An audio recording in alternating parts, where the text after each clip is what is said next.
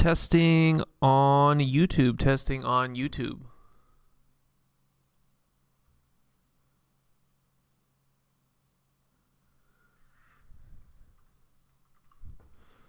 Testing on YouTube. Come on. Come on. Hello. Okay. I think it works on YouTube.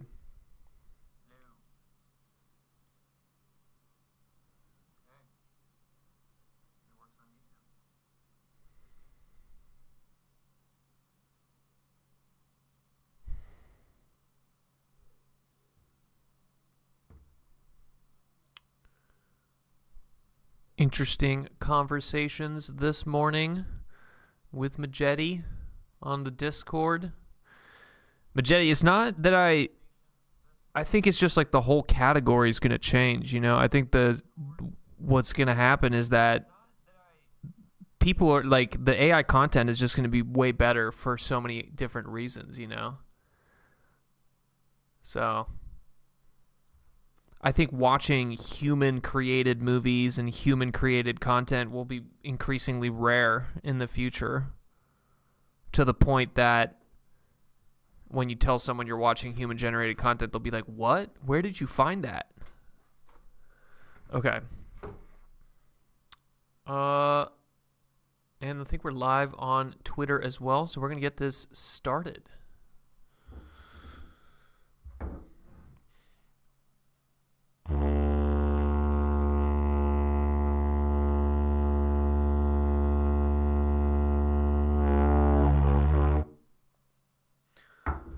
All right, welcome to another Hoopo stream.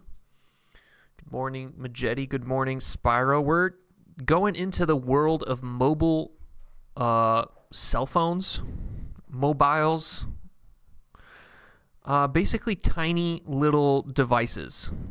And there's a couple different papers that I picked out here. I'm going to try to paint a story because these papers don't necessarily all align in kind of, but they're kind of slightly different things. I have a paper here about making diffusion models very tiny. I have a paper here making segmentation models very tiny.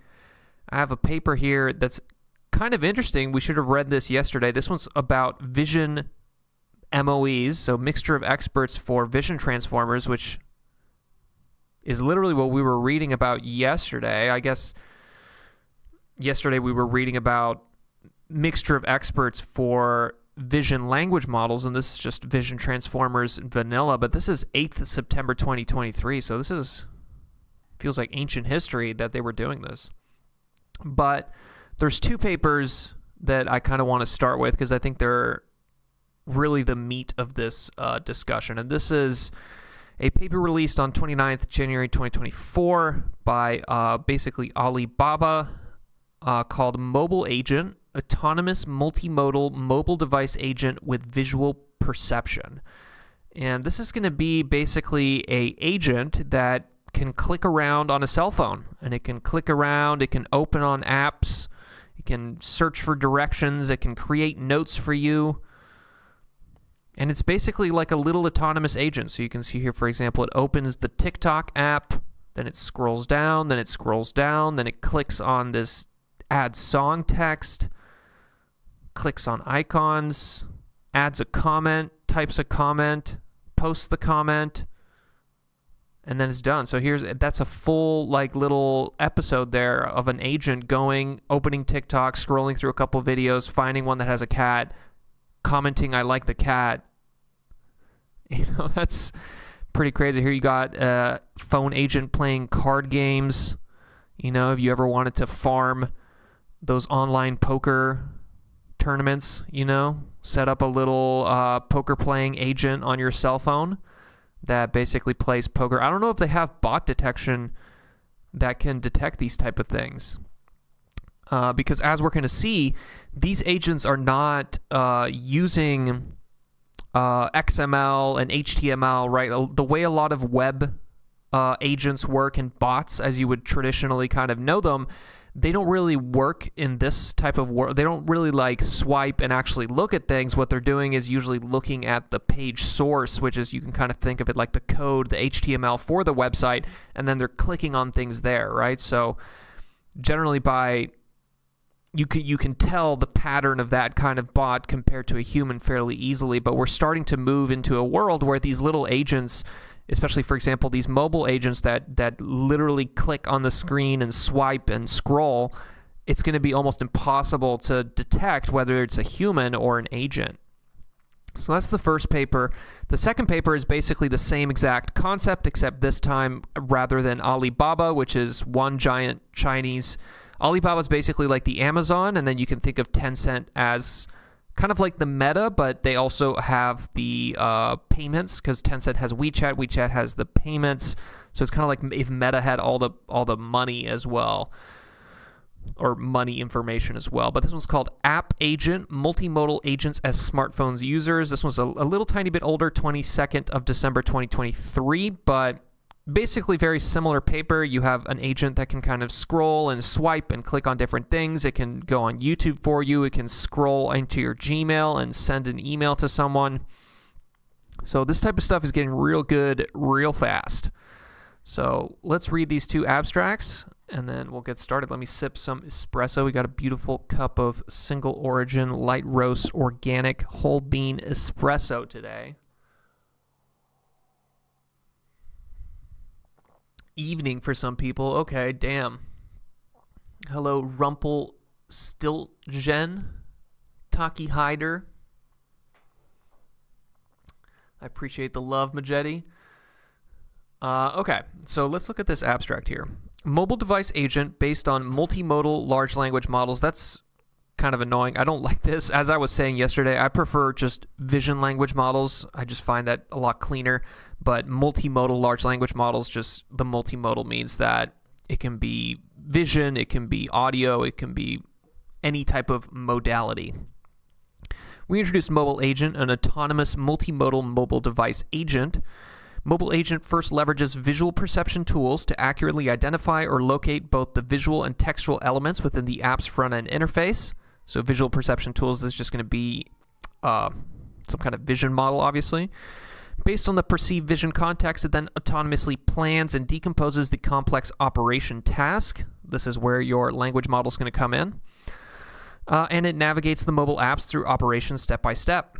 Different from previous solutions that rely on XML files of apps or mobile system metadata, Mobile Agent allows for greater adaptability across diverse mobile operating environments in a vision-centric way, thereby eliminating the necessity for system-specific customizations. And, as I was saying, it also makes it much more difficult to detect with any kind of like bot detection tool, right? Because a lot of the standard kind of bot patterns where you're looking for the kind of speed at which it clicks through things, or like the specific links that it clicks, or whether or not it's scrolled, right? I'm not super well versed on these kind of bot detection frameworks, but as far as I understand, if you're like actually moving a mouse around and clicking on things, it's way harder to detect. To assess the performance of Mobile Agent, we introduce a mobile eval. So with this paper, they're going to be releasing a new benchmark, mobile eval. So it'll be interesting to see how people improve on that benchmark over time. I think we're pretty much, even just this paper gets a pretty good score on this mobile eval benchmark. So I feel like within a couple months, we're probably going to max out this benchmark. We're going to have to come up with even more complicated mobile eval benchmarks. Based on Mobile Eval, we conducted a comprehensive evaluation of Mobile Agent. The experimental results indicate that Mobile Agent achieved remarkable accuracy and completion rates, even with challenging instructions such as multi-app operations, so opening multiple apps in one kind of task. Mobile Agent can still complete the requirements. Code and model will be open sourced.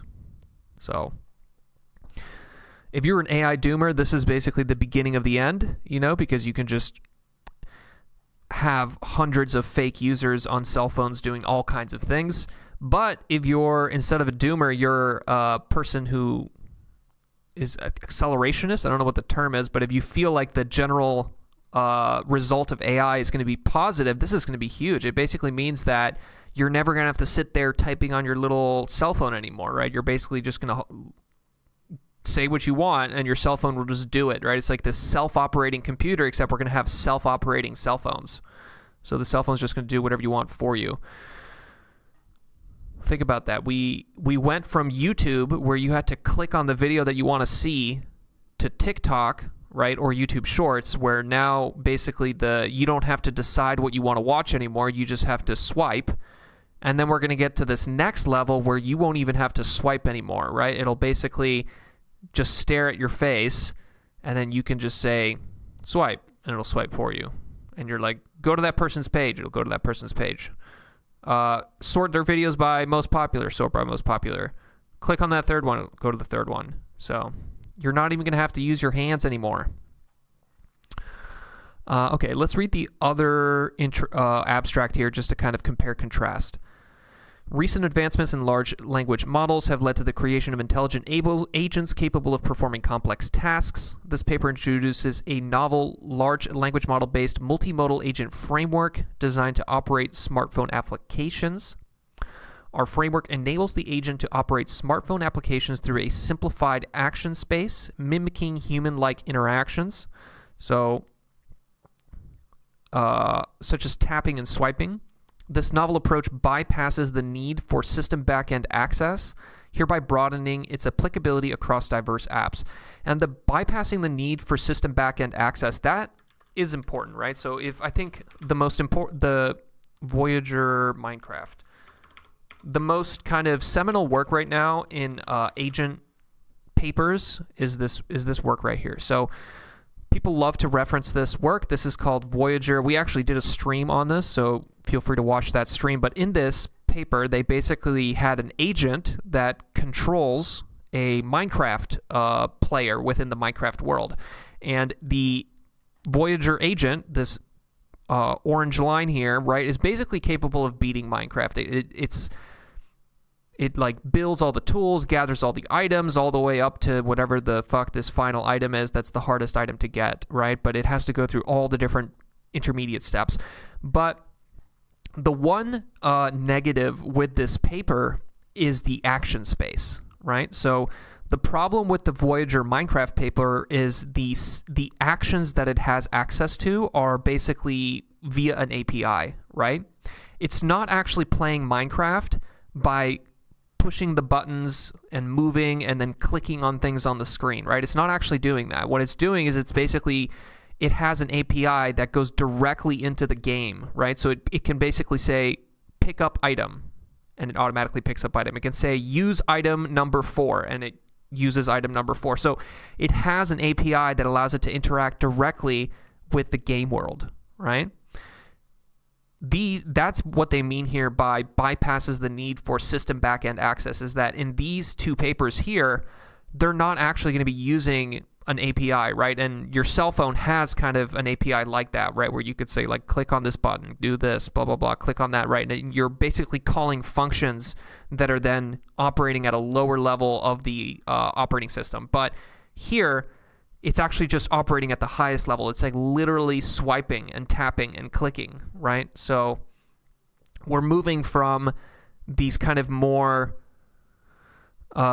hard-coded action spaces that are specific to a specific environment, such as Minecraft or such as a cell phone or specific cell phones or specific cell phone apps, and we're moving to these agents that can operate at a very high level with just clicking and swiping, right, which is order of magnitude more difficult, but then also an order of magnitude more generalizable, where you can use, as they say it here, broadening its applicability across diverse apps.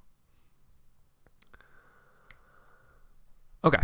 Central to our agent's functionality is its innovative learning method. The agent learns to navigate and use new apps either through autonomous exploration or by observing human demonstrations. So a little bit of a reinforcement learning type mentality in this one. This process generates a knowledge base that the agent refers to for executing complex tasks across different applications. To demonstrate the practicality of our agent, we conducted extensive testing over 50 tasks in 10 different applications, such as social media, emails, maps, shopping, image editing, and so on.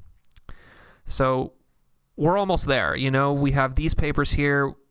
which are not quite, they still like have only like 90% success rate on some of these tasks, and for more complicated tasks they don't get it 100% of the time. But you can kind of see the paint. You can kind of start seeing the painting appear, right? You have this as kind of the beginning of it, where it's like, oh shit, wait, this can solve Minecraft, but hey, the action space is a little weird because it kind of has this Oracle state of the world, and it can kind of perform actions in the easy way by using these functions, as opposed to actually opening up the inventory by clicking on your inventory button and then clicking on that fourth item. It can just say use fourth item. But now we're starting to get human-like agents. Okay. Let's see what I have highlighted here in the introduction section of the Alibaba paper. So GPT-4V is still basically the best vision language model, right? It consumes images and then it can basically answer questions, text-based questions from that image. But in this paper, what they say is that GPT-4V can generate effective operations, but it struggles to accurately locate the positions of these operations on the screen.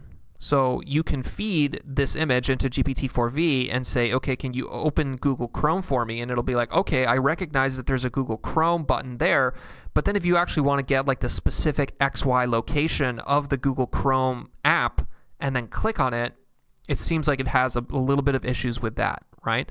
So you still can't be using GPT-4V basically in a zero-shot manner to operate your cell phone. I think once you get to GPT-5, GPT-6, it probably will be good enough to do that, but right now we're still just a little bit not good enough. To address this issue, existing works have attempted to assist GPT-4V by leveraging user interface layout files, right? So all this kind of metadata in text format that you can access via the Android application XML or the HTML code for web applications. But these methods rely on the accessibility of the underlying files, which might not be accessible. For example, permissions to access these files may not be available, rendering these methods ineffective. So if you're running on a cell phone that you don't even know what the operating system is, you're not going to be able to kind of access the Android application XML. And the Android application XML files probably change depending on the OS of the Android that you're using, right? So earlier Android OSs might have slightly different formats for these XML files. So this becomes this kind of like dependency hell type situation where the more of this kind of like structured metadata that you use, the more fragile your system is to the hyperparameters that you chose, right? Of like the specific OS, the specific cell phone, the specific screen resolution, like all these different things. So if you can make an agent that just operates entirely from vision information, then it's going to be a little bit easier and more generalizable. To eliminate the dependency of the underlying files, we propose an autonomous mobile device agent that uses just visual perception. The visual perception module consists of detection and OCR models. So they do have kind of explicit models here, so it's a little bit piecemeal. This still feels like it's a little bit overly complicated, right? They have like a kind of a complicated pipeline with some carefully crafted prompts. I think as we move into the future, these are going to kind of disappear. We're going to see more zero-shot, right, capability. So once you have zero-shot capability, you don't need to have an explicit OCR model. You don't need to have an explicit detection model, and so on. Leveraging robust contextual capabilities, Mobile Agent achieves a self-planning capability to plan tasks holistically based on the screenshot, user instruction, and operation history. So this is basically the observation space. So the observation space is what the agent has access to when it plans, and then the action space is the space of all actions that it can perform. So the observation space here is going to basically be the screenshot, the user instruction, which is going to be some blurb of text, and then the operation history, which is basically a log of all the previous things that it's done. To enhance the agent's ability to identify erroneous operations and incomplete instructions, we introduce a self-reflection method. So here's your kind of chain of thought, internal chain of thought, right, where the agent can basically, rather than taking an action every single step, right, it can basically take an action that is a self-reflection action, right? So it can basically pause for a moment and then think internally, and then act, right? And this ability to pause, think, and then act is quite popular and I think very powerful for agents, right? Where you can basically, rather than having to act every single step as you would see in, for example, an end-to-end agent implemented with deep reinforcement learning, right? There's no notion of spending inference to self-reflect in a deep reinforcement learning agent that just goes straight from observation to actions, right? It's basically just acting every single step. So it's almost like the system 1, system 2 thinking, right? Where I feel like the previous generation of agents that were based on some kind of reinforcement learning applied to a kind of an end-to-end deep learning based system, those don't have this system 2 thinking. They're basically pure system 1 where they just kind of react instantly to whatever the input is. But now with these language models, you can create something that is like system 2 thinking, where it can basically create output that doesn't actually end up producing an action. It's just the point of that output is to then feed it back in and eventually produce better output. So this kind of like internal thought process, or system 2 thinking. Guided by prompts, the agent continually reflects on invalid and incorrect operations, and the agent can halt once the instruction is completed. In order to comprehensively assess mobile agents' capabilities, they introduced this benchmark, Mobile Eval, centered around current mobile mainstream apps, such as, I think they have a list of it down here. So Alibaba.com, obviously they're going to have that, given that this is an Alibaba paper. Amazon Music, Chrome, Gmail, Google Maps, Google Play, Notes, Settings, TikTok, YouTube, and whatever multi-app means. I guess that's multiple apps. And you can see here, I think CR is correct rate or something like that, but look at that. 100%, 100%, 100%. So pretty good. It's succeeding at a lot of these. The ones that it seems to fail the most at, you got a 37% here on Gmail. Another 37% on Gmail. So Gmail's still a little bit hard to use, which makes sense because Gmail has very intricate menus and things, right? You have to be very precise about where you click. You have like a whole inbox just covered in emails. You have to click on the right thing, then you have to click on the subject box and then type in the thing. So it does feel like email's probably the more complicated version of that, probably a little bit more complicated than, for example, here, just putting a comment on a YouTube video, but look at that. 4 out of 4 tasks completed in YouTube, 9 out of 9 tasks completed on YouTube, 7 out of 7 tasks completed on YouTube. This benchmark is already beat. I don't know why they're...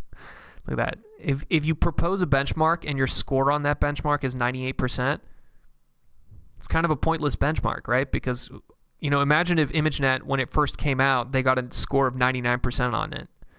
What's the point of that, right? It's like, I feel like if you're going to release a benchmark, you should be scoring very low on it, because the whole point of releasing this benchmark is that you're trying to get people to get better over time. But if you're releasing a benchmark and you're already at 98%, there's nothing to improve,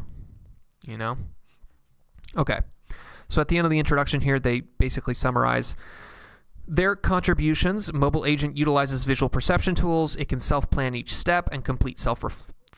Mobile Agent solely relies on device screenshots without any system code, which is a purely vision-based solution. It's not entirely accurate, right? Because it also has the user instruction. It also has the operation history, which is text. So it does have some text. It's not just pure vision. We introduced Mobile Eval. This is their benchmark, which is a little bit underpowered IMO, or too easy. And then we conduct a comprehensive analysis of mobile agents. We present a typically selected cases to analyze the capabilities. Okay, so they're going to be using GPT-4V, but it's not running on the cell phone, right? That's the one thing that I was a little bit disappointed with this paper, is that all these things are not running on the cell phone. It's also the case for this one as well, right? So both of these papers, this is the Tencent paper, and then this one here is the Alibaba paper. Neither of them run the models on the cell phones. So it's all via API, and you're never going to have like a self-operating cell phone if it only works when you're connected to the internet and you have to pay basically for every single inference of your screenshot. So I think that eventually it'll run on a cell phone, but in order to do that, we're going to have to start doing some of the stuff that they do here. So maybe this is where I can introduce these 3 papers. So let me take a sip of this coffee and we'll keep going here. But, okay, we were looking at those mobile agent papers, and we got a little disappointed that they don't run the models locally. So can we run models locally? Can we run a vision language model locally?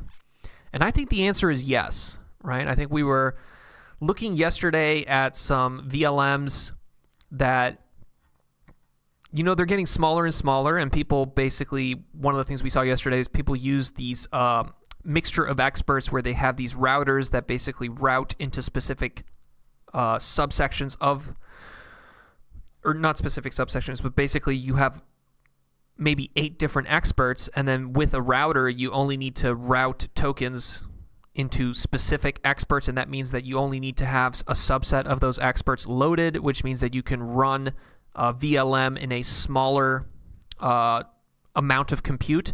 You're still having to deal with the fact of loading experts in and out of your memory, but, you know, that's better than just not even being able to fit it in the memory at all. So I think if you kind of blur your eyes and look a little bit in the future, I feel like we're close, right? I feel like maybe one piece of evidence here that I want to present is this paper here. Mobile SAM v2, faster segment anything to everything. This is the continuation of Mobile SAM, which is an earlier work that I think we actually reviewed as well on a stream. But in Mobile SAM, they basically get the segment anything model from Facebook to run on a cell phone, right? And I've used this Mobile SAM model myself on a small GPU that I have. And what is Mobile SAM? So what Mobile SAM does is they basically realized that the most heavy part of the segment anything model is this image encoder or visual encoder or vision backbone. There's like a million different terms to describe it, but it's the part of the model that consumes the raw image and then creates this image embedding, right? So the original image encoder used for segment anything is this VITH, this huge vision transformer that has over 632 million parameters, right? And what this does is it basically consumes this image and then produces this image embedding, which you could think of it as a sequence of visual tokens, where each one of those visual tokens is like a little, basically, vector. So you have this list of little vectors, right? What if you were to say, okay, well, I'm going to initialize a very small VIT. I'm going to call it tiny VIT. This one only has literally 100 times less parameters, 5.78 million parameters, so 100 times less parameters. It also consumes the image, and it will also produce a sequence of vision tokens, which are each little vectors, right? But I'm going to do this distillation process. And in this distillation process, you have basically what's known as the teacher, which is this part here, and then you have the student down here. And the loss is very simple. The loss is basically you're going to feed the same image through the teacher and the student. The teacher's going to produce what you actually want. The teacher's frozen. And then you're going to say, okay, here's what comes through the student, and whatever came out of here, I want it to be that. And then your loss is basically the teacher, student should copy the teacher, right?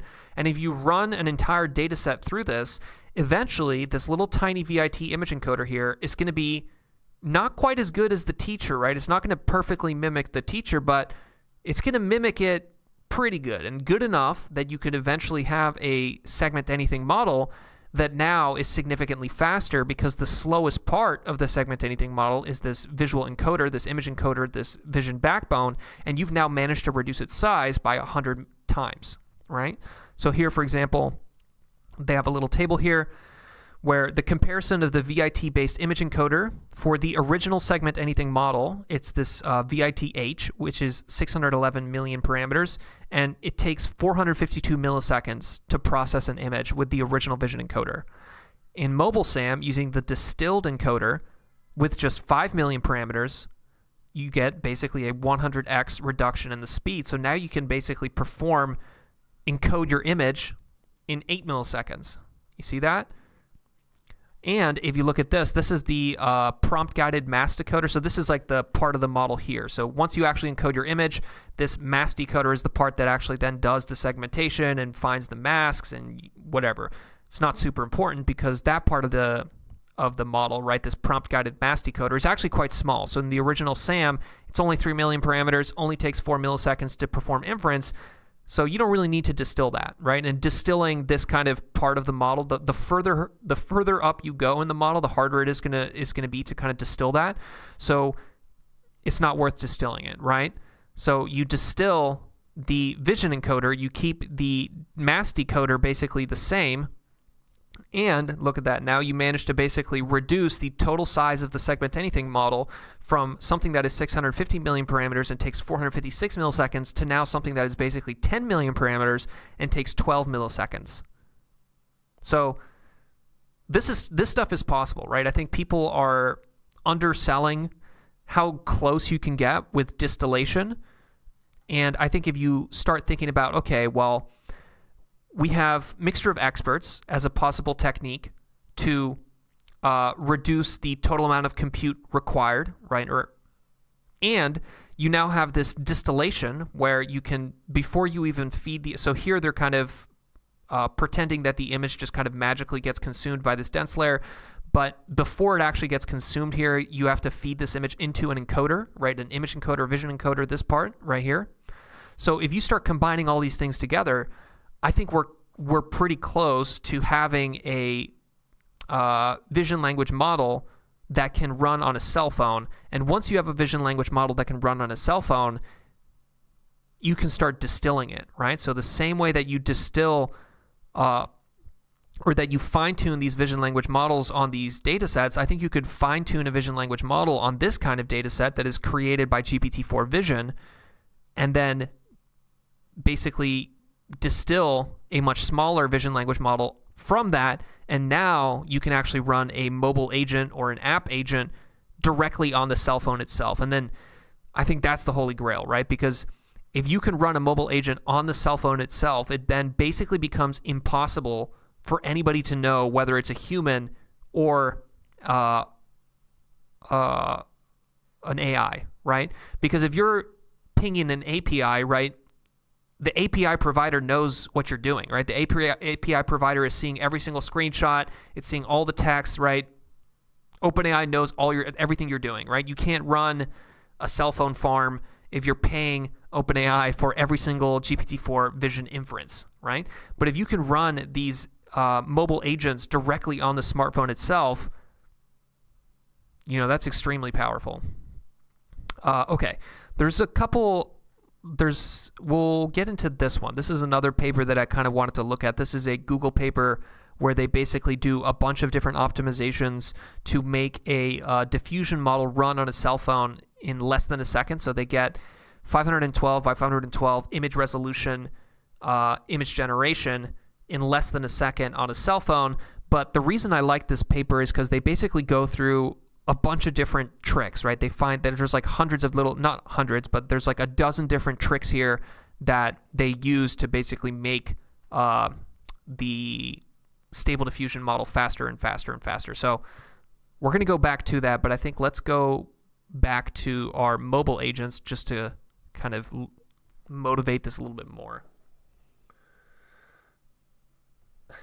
Every dream. False advertising. I want a refund. You don't get refunds for false advertising. Okay, so GPT-4V lacks localization. While GPT-4V can provide correct operations for instruction and screenshot, right? It's basically capable of zero-shotting pretty good what should I do, but it can't really effectively output the location. So it can't really tell you exactly where you need to click on the screen, right? And if you have something like this where you have basically like 10 different things you can click on, clicking on the exact one is going to be kind of difficult, right? So they have this kind of hard-coded solution to help with that, and they have two different kind of vision tools, right? So you can see here this little tool. It's called the OCR tool, and then they have the icon detection tool.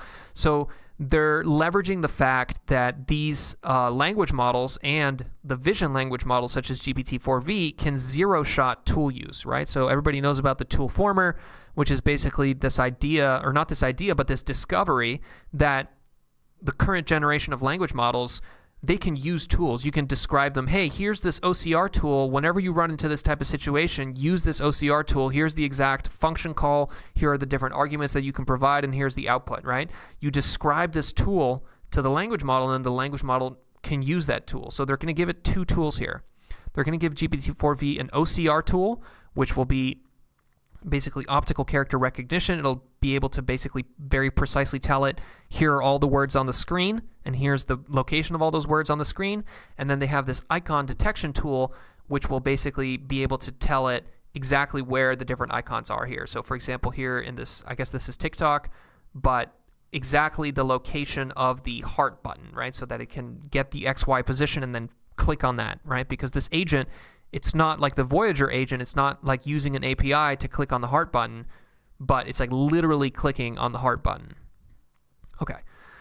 So the text localization uses an OCR tool. The OCR detection does not include the text, blah, blah, blah. Here's the different reason. If the OCR detection only has one instance, we directly generate an operation to click on the center coordinates of that text box. So the OCR detection, which is probably some random object detection fine-tuned on OCR that Alibaba has, right? Alibaba probably has some OCR model that has been working pretty well for the past decade. You know, OCR was kind of almost a solved problem. It is a solved problem, IMO, but it basically will tell you the center coordinates and the text associated with that. Crop these regions, draw detection boxes. We use these regions to let the agent choose which one to click. When cropping, we extend the text detection by a certain range and draw detection boxes. Okay, so that's the OCR. And you have a similar one for icon localization. This one's a little bit more complicated as well. And again, I feel like this complication is going to go away. This is a little bit, I don't think you're going to need this. I don't think you're going to need OCR tools or icon detection tools in kind of a tool former way. I think the vision language model will eventually just be able to know exactly where to click. Zero shot, right? You won't need to have these extra tools for it to use. The icon localization tool uses CLIP and Dino. These are two different types of vision encoders, vision models. CLIP is the kind of semantic-y, language-y one, and then Dino is kind of the more pixel-perfect kind of, I want to say high-frequency, low-level detailed one. We first request the agent to provide the attributes of the icon to click, including the color and shape. So the agent says, I want to click on the heart button, the one that looks like a heart and that is red. Then we use grounding Dino with the prompt icon to identify all the icons on the screenshot. So Dino will basically filter through the whole thing and then give you a bunch of bounding boxes for that. And then for each of those bounding boxes, you feed them into CLIP, and then CLIP will kind of give you the semantic understanding of each of those bounding boxes. And then you can calculate the similarity between all the detected icons and the description of the click region, selecting the region with the highest similarity for a click. Okay, so it's a little bit complicated, but it's relatively simple. It's just annoying to think about, right? So what's happening is they first use Dino. Dino will go through and it'll basically give you a bunch of bounding boxes, right, for icon, right? You're literally searching for icon on Dino. And then it'll give you bounding boxes for all the different buttons, right, such as the heart. And then you feed these little bounding boxes into CLIP, right, and then you're going to feed the comment one, you're going to feed the heart one, you're going to feed the home button, you're going to feed the plus, and CLIP will give you basically a vector that represents heart button, or it represents two people standing with friends, or it represents a message bubble, right? And then the agent is saying, I want the one that looks like a heart, or here they say, for example, white heart icon. And then you can basically then do a similarity search and say, okay, out of all the detections from my Dino, here's the CLIP feature vector that corresponds to each of those bounding boxes. Which one has the highest similarity? So one, the reason that that's not particularly great is because you have to now run Dino on it. You have to run Dino on the screenshot, and then you have to run CLIP for every single one of the detected things. But also, relying on the similarity thing is a little bit sketch, because let's say that, for example, there was something in this video that also looked like a white heart icon, right? It was also like a little heart that was white. In that case, you might accidentally click on that, right? Because you're just kind of choosing the one with the highest similarity score. So I don't quite like this icon detection tool. I think it's over-engineered, but, you know, they got to do something. Instruction execution. Would you recommend getting the Neuralink chip for fun from Johnny? Probably. I wouldn't recommend getting the first generation of the Neuralink chip. I think the first generation is probably going to be, they're probably going to figure out later on that it's not good for you and that it's kind of like destroying your brain. But by the time they get to Neuralink version 5, Neuralink version 7, Neuralink version 20, I think at some point it'll make a lot of sense to get the Neuralink chip. I just think you don't want to be an early adopter to the Neuralink chip stuff. Okay, here's the action space. So the 8 different operations for the mobile agent, the action space as it's known. You have open app, click on text, click icon, type text, page up, down, back, exit, stop. We can compare that to the action space for this one here. This is the Tencent paper. Let's look at the action space for that. The action space for the Tencent paper is tap. This function simulates a tap on the UI element numbered on the screen. Long press. This function emulates a long press for 1 second. Swipe. This allows the agent to swipe on an element in a specified direction, up, down, left, and right, and distance, short, medium, long. So long up swipe, short left swipe, medium right swipe, whatever those are. Do those usually matter? Like, does short, medium, long swipes matter for cell phone apps? I don't know if it does. Text. So to bypass inefficient virtual keyboard typing, this function inputs text directly. So maybe this will be a way that you can detect whether or not it's a human or an AI using your cell phone as to whether the typing speed is slow enough. But then eventually people will just create AI agents that literally click on the keyboard so that you can't tell that it's an AI, right? But for now, it basically just automatically types or it uses the whatever underlying API to type that rather than actually clicking on the keys. It also has this back system level function that helps the agent return. Also has exit, specialized function employed to conclude the process. The Tencent paper doesn't use XY position. So here, for example, they say predefined actions are designed to simplify the agent's interactions, particularly by eliminating the need for precise screen coordinates, which pose challenges for language models in accurately predicting. So how do they do that? The way they do that is the agent receives a real-time screenshot and an XML file detailing the interactive elements. So the Alibaba paper does not want to use that extra XML data, right? They only want to use the screenshot and then the user instruction and then the history. But this Tencent paper does use the XML file, which is kind of like the information, the meta information of the 2D UI that you're seeing. And with that meta information, you can then basically get what they call identifiers for each element. So every single button, right, is being rendered by the actual cell phone OS. So whenever the cell phone OS renders it, it needs to know where it's rendering it and what it kind of looks like. So you can use that information to get the class name, size, and content of the element. And then these elements are overlaid as semi-transparent numbers on the screenshot so that the vision language model knows exactly what button it is, right? So for example, here, they overlay these numbers. So it's kind of hard to see here, but you can see, for example, here in this image editing application, you see how the VLM is not just receiving a screenshot, it's receiving a screenshot with these little overlaid numbers that come from the XML file. So the XML that's hidden, right? You as the human don't really see that, but you can access that.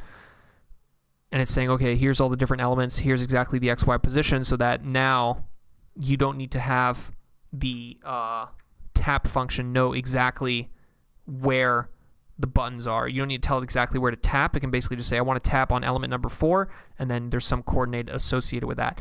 But again, this would also make it easier to tell if it's a bot versus an AI, right? Because if the bot is using the XML center to click on it, then you could just look at the history of the actions and be like, hey, okay, well, humans are never going to click perfectly right in the middle of every single button every single time. So if this is clicking in the middle of every single button every single time, this is probably an AI. So you would have to add a little bit of noise somehow in order to kind of emulate kind of the sloppiness of human tapping.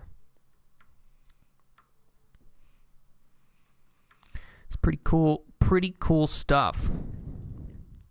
Also, this is something that I saw in both of these papers. So I went to Carnegie Mellon University. Look at that. Got the hoodie on and everything. But I went there and I got a robotics master's. And when I got a robotics master's, kind of like the one thing that they would constantly repeat over and over again was this idea of sense, plan, act. Sense, plan, act. This is the predominant robot control methodology, right? And basically, it's this idea that what a robot is basically running is that any kind of agent is running this loop that basically can be boiled down into three things: sense, plan, and act, where sense is gathering information using sensors, right? Building that observation. Plan, which is, okay, actually doing something, thinking about things, deciding what I'm going to do. And then act, which is actually using my servos to actually perform some action in this world. And then there you go. That's one step, one sense, plan, act step. And these people who wrote this paper, they're not really robotics papers, right? These guys are probably mobile developers, so they're not aware of the sense, plan, act loop, but they basically, almost like parallel convergent evolution, came to the same place, right? So convergent evolution is this, the most famous example is the crab, right? Where there's actually a bunch of different species of crabs that aren't even related to each other. It's just that the crab form is so efficient that you eventually end up at the same place. Right, so it's kind of interesting that these mobile app developer people who are not robotics people ended up at the same place that robotics people ended up at, which is this idea of sense, plan, act, except they call it observe, think, act. And then in this one, they actually have a different name for it. They call it visual perception, self-planning, and then performance or something like that. Let me see if I can find the exact. Yeah, here we go. Observation, thought, action. So it's like you have three different crab forms of agent pipelines here. The original robotics formulation, which is sense, plan, act. You have the Tencent people came up with observe, think, act. And then you have the Alibaba people came up with observation, thought, action. But all of those are really the same kind of core idea, right? Where you're basically breaking down any agent. Any agent is basically going through these three steps over and over and over and over again. And if you can just put these three things in a for loop, that's effectively consciousness, right? Consciousness is just a sense, plan, act loop. Change my mind.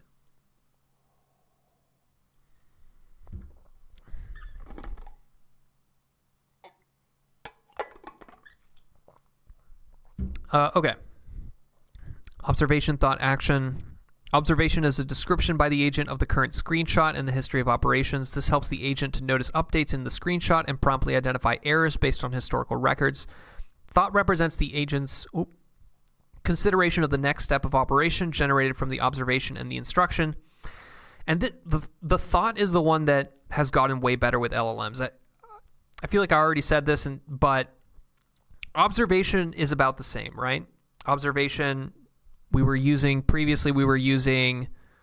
images coming from the cameras of the robot. We're still using images coming from the cameras of the robot, right? So the observation has kind of stayed the same.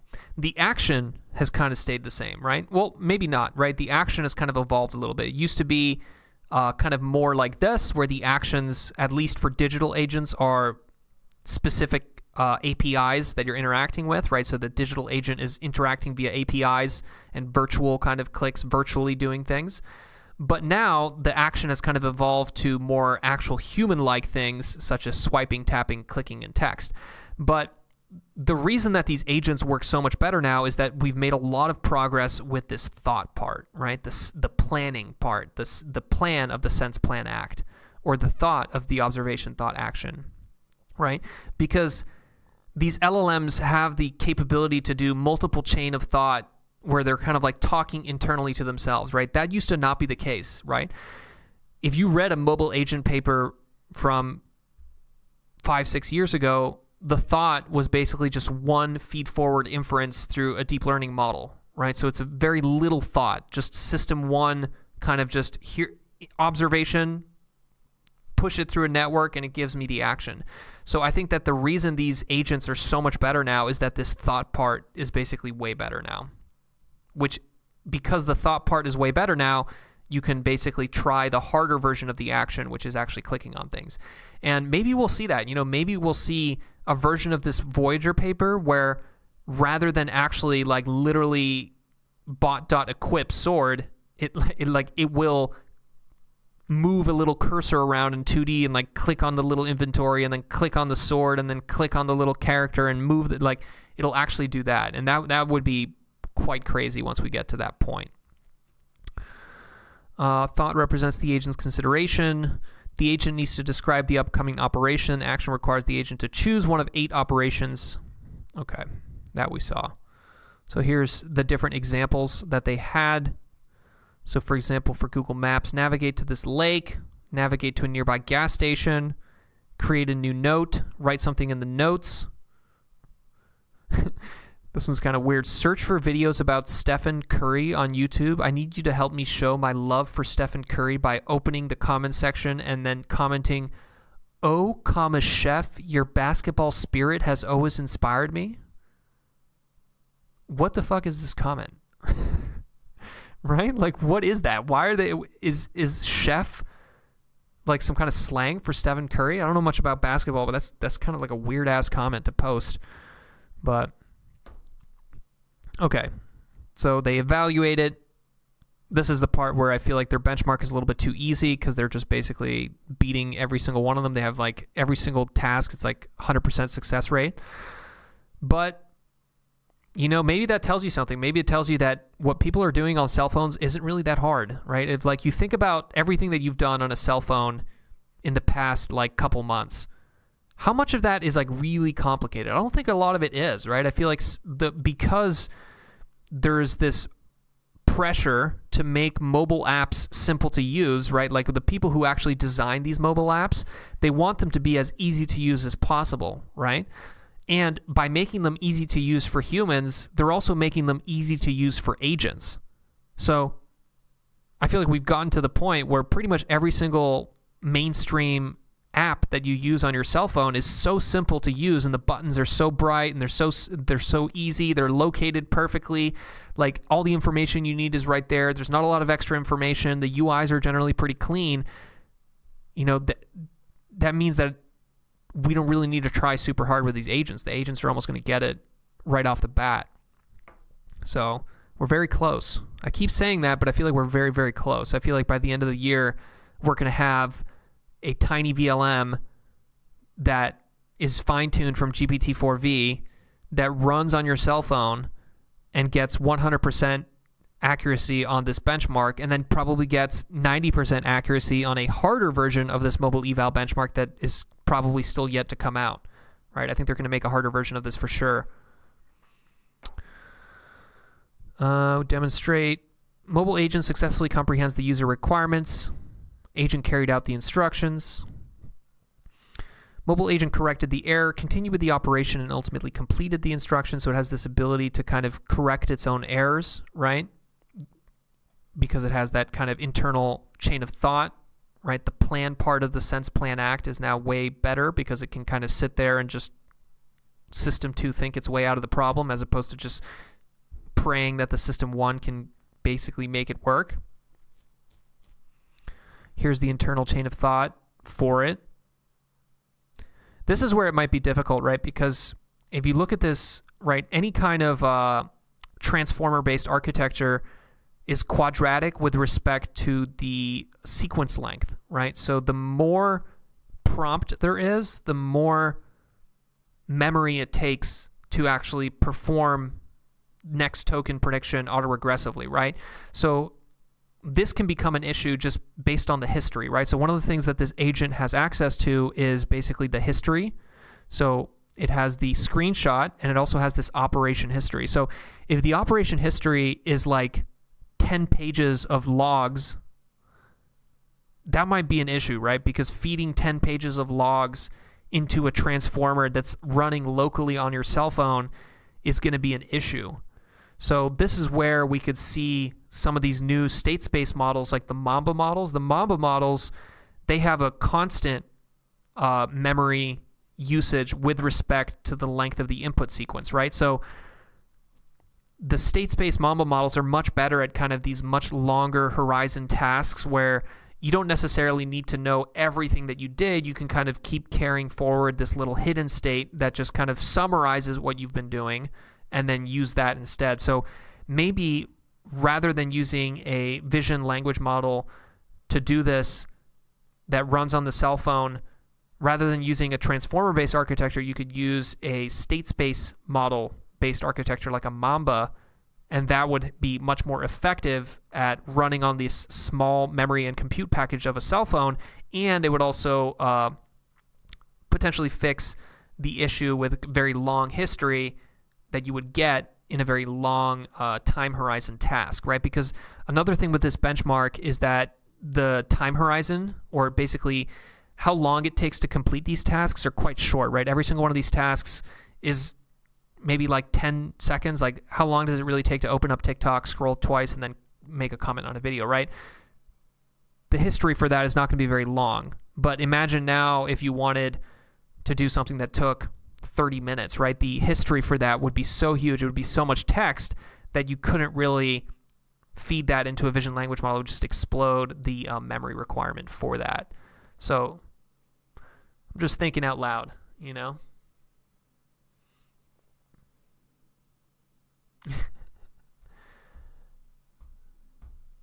What's up, Daniel Willinson? I don't quite remember you, but I hope you're having a good time. Majetti Gizzle, I feel like the sense plan act loop is consciousness. Change my mind could be put on a t-shirt. Yeah, that's not like, there's a GED, I think is the Gödel, Escher, Bach or something like that. Gödel, Escher, Bach. Yeah, this is like quite popular book in the kind of consciousness world. You know, people who like sit there and argue about what is consciousness, they like to bring up this book. And this is basically the more formal description of what I just said. Bruv, met you during the YC days. Okay, met. Yeah, so like I probably pitched you my startup at some random bullshit, but thanks for joining. But anyways, and this book is basically a more formal and full version of what I just tried to say there, where basically cognition emerges from hidden neurological mechanisms, and it's basically about these loops. Here we go. Discusses self-reference, informal rules, what it means to communicate, how knowledge can be represented. Where's the loops? Control F, loop. Here we go. The audience did not adequately grasp that the main idea of the book is strange loops. A strange loop is a cyclic structure that goes through several hierarchical levels, moving upwards or downwards, find oneself back where one started. Strange loops may involve self-reference. So basically, consciousness is effectively anything that has this ability to loop back on itself, and any kind of sense plan act loop is that, right? So basically, in a sense plan act loop, right, your actions change the observation and also change the history that then changes the thought. So you're this self-perpetuating loop, right? And I think that's a very clean definition of consciousness. Anything that goes through this kind of loop is basically a conscious thing. Whether or not it has the same type of consciousness as you, or the same type of consciousness as a fly, or the same type of consciousness as an LLM, you know, that is more nebulous, right? Then we can start getting into like, what does this consciousness space look like? You know, is a fly more similar to a human than an LLM? Is an LLM more similar to a human than a fly? But I feel like all three of those things are conscious, right? The fly is conscious, the LLM is conscious, and the human is conscious. They're just conscious in slightly different ways. They have a different type of consciousness. So a PID controller is consciousness? Yes. A PID controller is like the simplest form. It's like a proportional integral derivative controller, but basically it's like what's running inside your actual like servos, right, to actually get and move your servo to a specific position. Consciousness is a continuum. Yeah, I agree with that. It's not a binary. It's not like you're either conscious or you're not conscious. There's degrees of consciousness, right? So even within humans, there's some humans are more conscious than other humans, right? Like if you're a human who's just kind of like sitting there scrolling on TikTok, just like eating garbage food, like you're not as conscious as like the Buddhist monk who's sitting there just kind of like observing their own thoughts, like living in a cave. Like that person is more conscious than the person scrolling the TikTok, right? It's like, because how maybe more conscious is not the right way to say it. They have a different type of consciousness, but I don't know where I'm going with that. I'm kind of improvising here on consciousness. Stream on Kalman filters and PID when. Kalman filters, another awesome robotics topic there. You guys know all the cool robotics topics.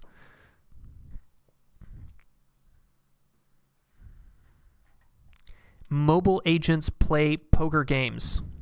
After describing the rules of the game, mobile agent can execute operations according to the specified rules.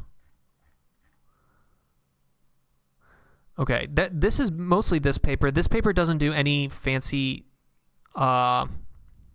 experience or stuff. This one is basically just zero-shotting GPT-4V with the extra kind of tools of icon localization and text localization. But let's go to this this Tencent paper, because the Tencent paper does something a little bit fancier where they basically have this autonomous exploration or observing human demonstration. So let's kind of figure out exactly what they're doing there. Open source multimodal agent framework, innovative exploration strategy, action space, we already looked at that. These guys use the XML file to get the exact position, so they don't need to rely on the XY position being super accurate. Exploration phase. All right, here we go. The exploration phase is central to our framework. The agent learns about the functionalities and features of smartphone apps through trial and error. The agent is assigned a task and starts interacting autonomously. It uses different actions and observes the resulting changes.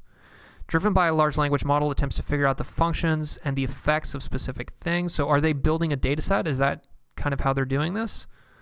This information is compiled into a document that records the effective actions. Okay, so basically they kind of explore an app.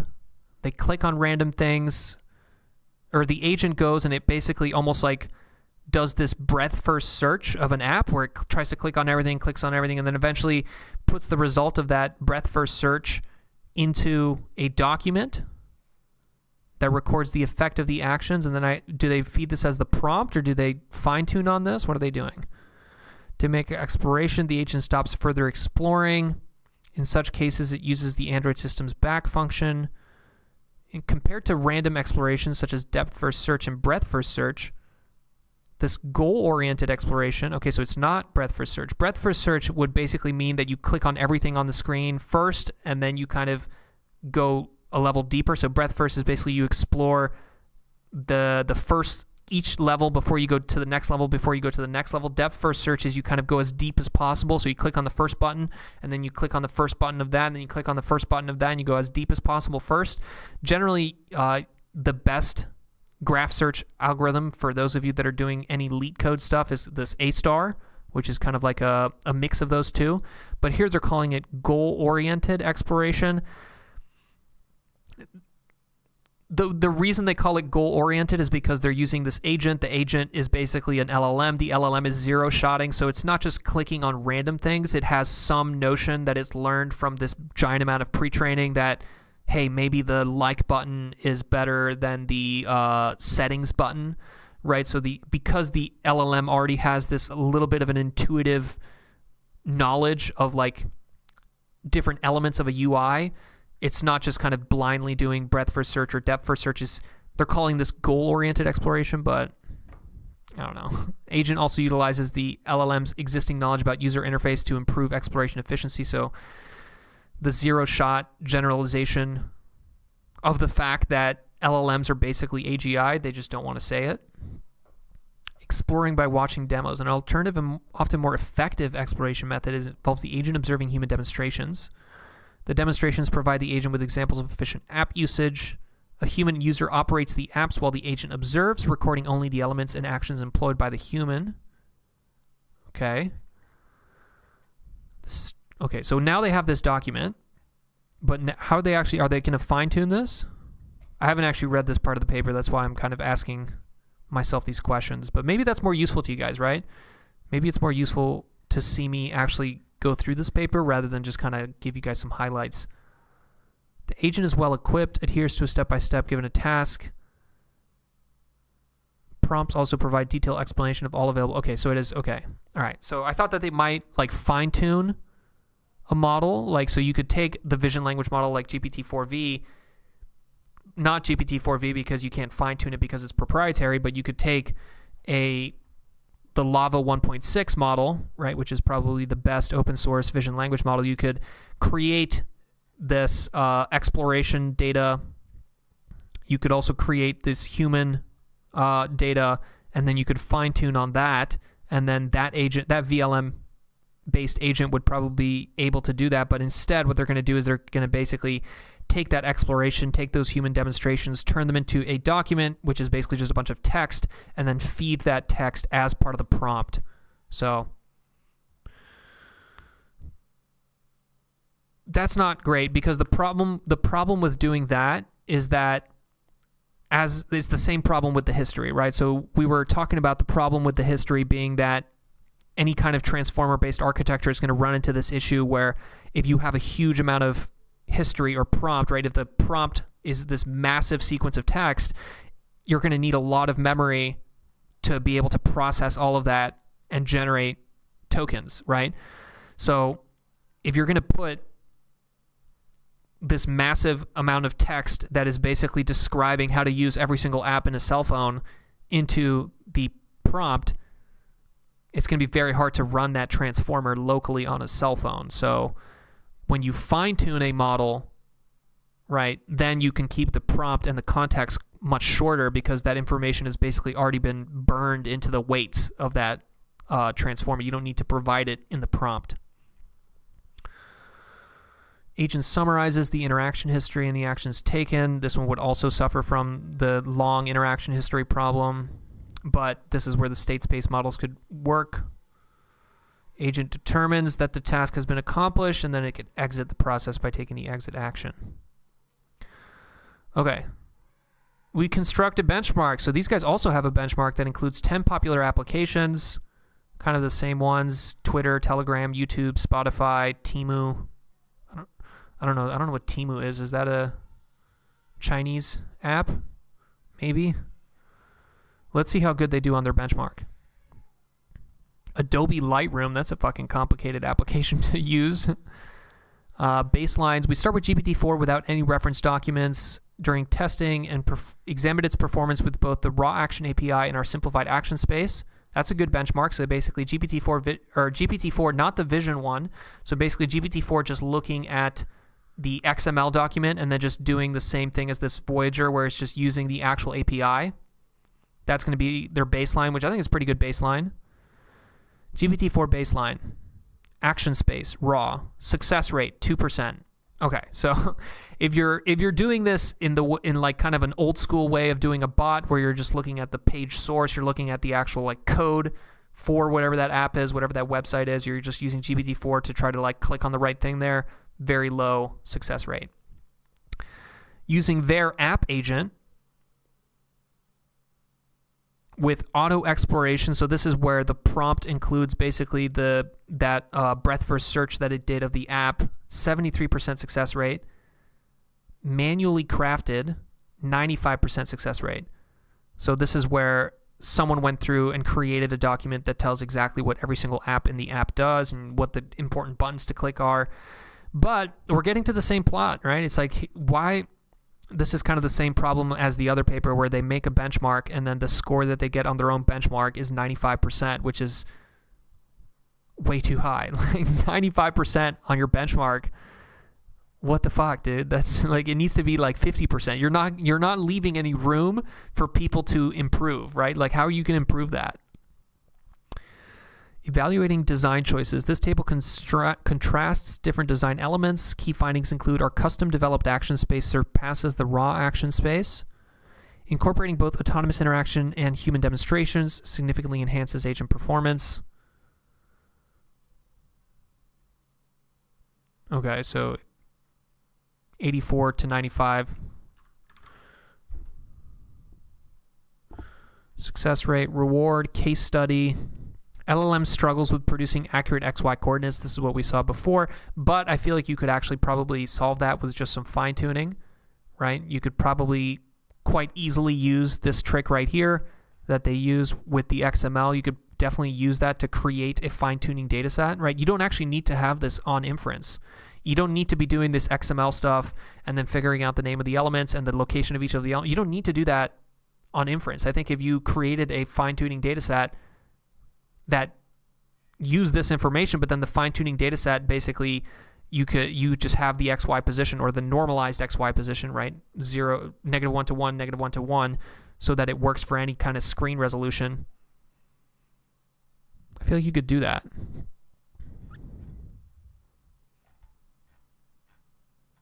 Okay, let's see their conclusion.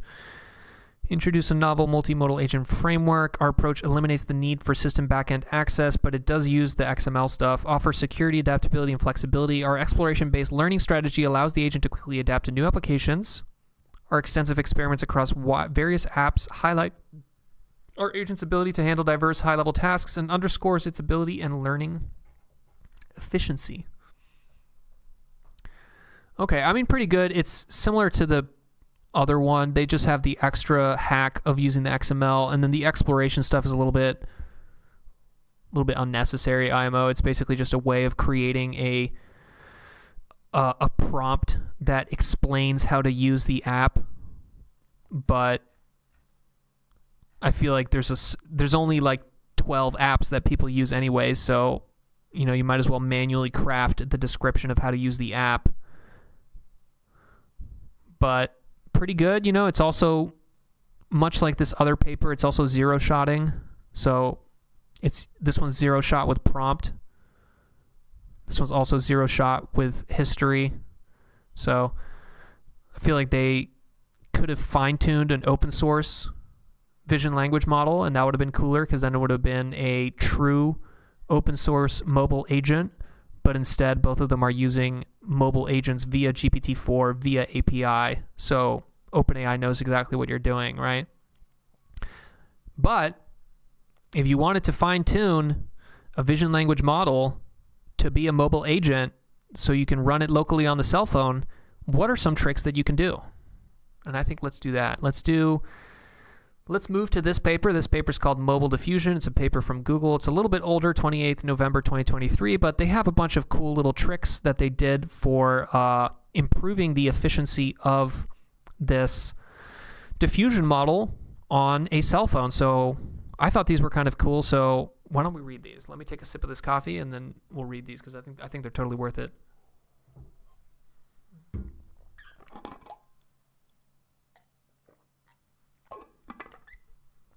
All right, let's pull up a stable diffusion architecture diagram. This one here, this one's a good one. Boom. Open image and new tab. All right, so we're going to be doing this one here, this one here, this one here, this one here. This is the one we want. Okay. All right, so now we can quite easily swap between these. In text-to-image diffusion models, a transformer block typically consists of self-attention layers for modeling long-range dependencies among visual features and cross-attention layers to capture interactions between text conditioning and visual features. So the self-attention layer is going to be basically self-attention between the image visual tokens and the image visual tokens. So it's basically the image features to the image features. The cross-attention is going to be between the conditioning information, which is usually going to be text, right? It's going to be the text of the actual thing that you want to generate, to the image features, right? So, and a feed-forward layer to post-process the output of the attention layer. So the feed-forward layer is going to be kind of at the end of the transformer blocks here, right? You have transformer blocks have this attention mechanism, and then they have basically a multi-layer perceptron or a feed-forward layer after that, right? And the feed-forward layer is where the it's this one right after the router. The experts are the MLPs or the feed-forward layers. It's this part here, the MLP, as it's also known. So here's your attention mechanism, then you have normalization, and then you have your MLP or feed-forward.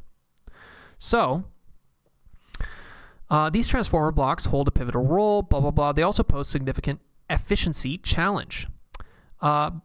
Places more transformer blocks at the bottleneck of the UNet. So they're talking about this particular version of the UNet that uses vision transformers that places more blocks at the bottleneck. This design choice is motivated by the attention computation is less resource intensive at the bottleneck due to its lower dimensionality. And we saw this. We saw this last week. We saw I forget what paper it was, but it was basically rather than having these attention blocks at all levels of the UNet, right? So you see here, this attention block is right at the beginning of the UNet.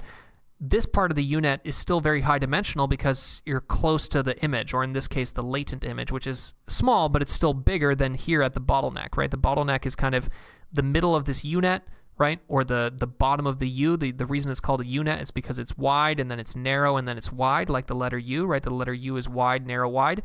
But this trick, which, as we saw in last week's paper, seems to be more and more popular, is, okay, well, actually just keep the attention only here in this little narrowed bottleneck rather than having attention mechanisms here towards the end where you have higher dimensionality. So if you're worried about compute or memory, and if you're doing things on cell phones, you definitely need to watch out for that. Put these transformer blocks at the bottleneck of the UNet. All right. More transformers in the middle of the UNet. Motivated by UVIT, we adopt a strategic approach for relocating the parameters from the high-resolution transformer block to the lower resolutions while ensuring a consistent total parameter count.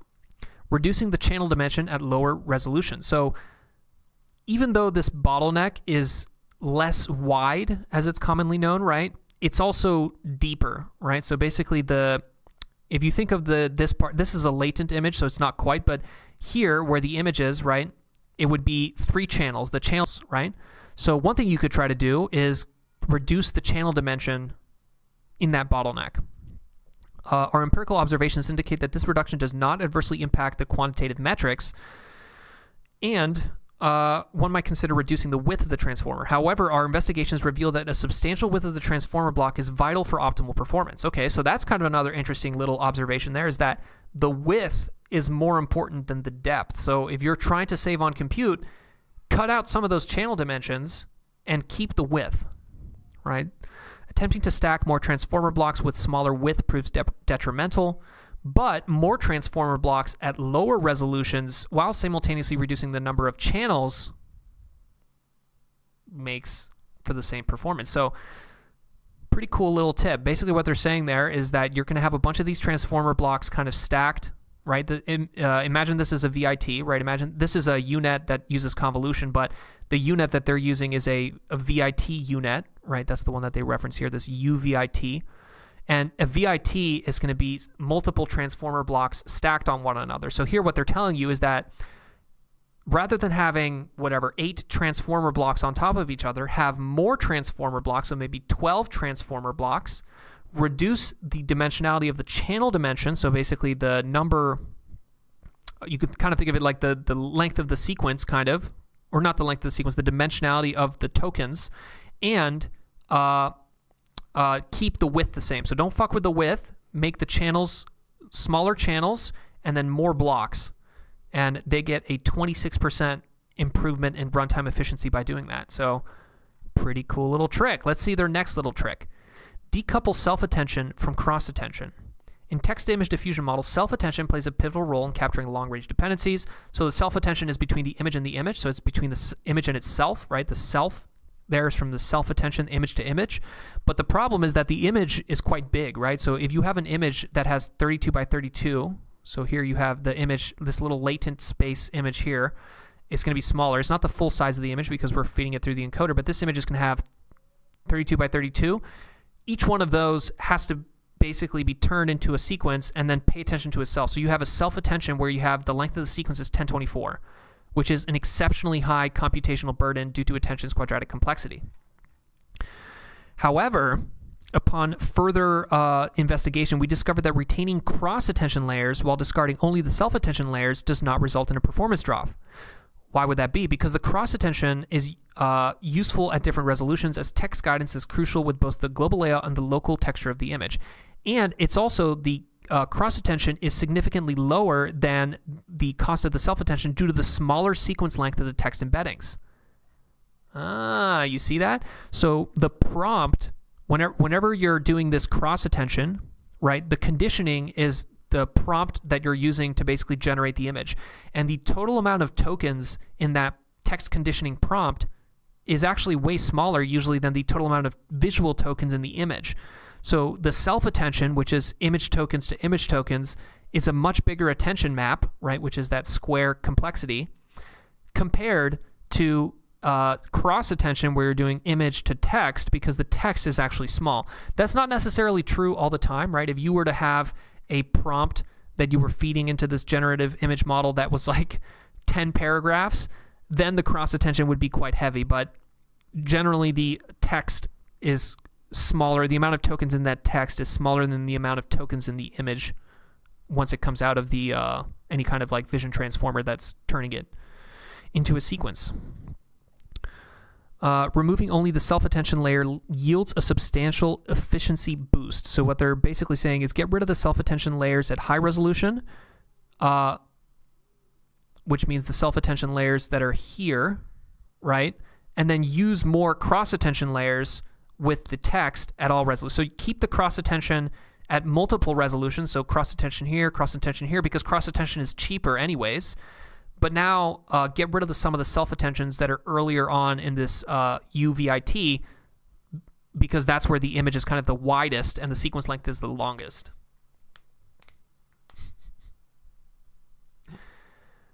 When am I going to review new quant methods like QUIP and HQQ? I don't know, maybe next week.